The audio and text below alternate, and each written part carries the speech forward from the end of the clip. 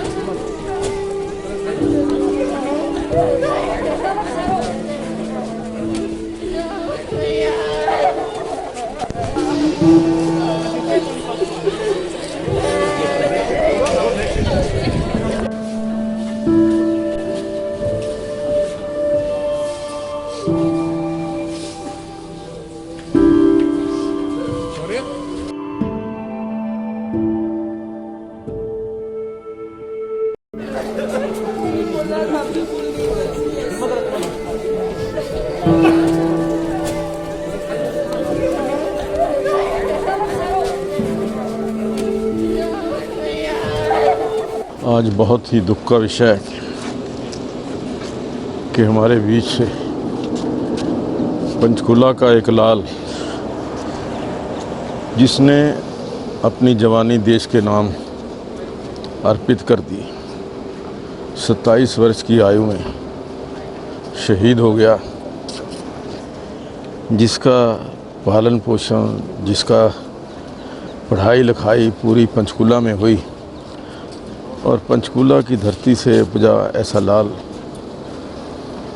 जो हमारे बीच में से चला गया, कोई शब्द नहीं है कि कैसे उस दुख को व्यक्त कर सकें।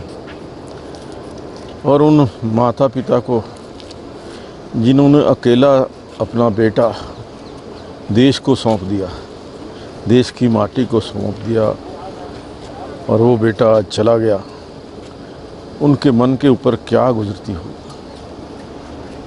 मैं तो इतना ही कहूँगा कि ऐसे बेटों पर, ऐसे अपने युवाओं पर, ऐसे हमारे जवानों पर हमें गर्व है।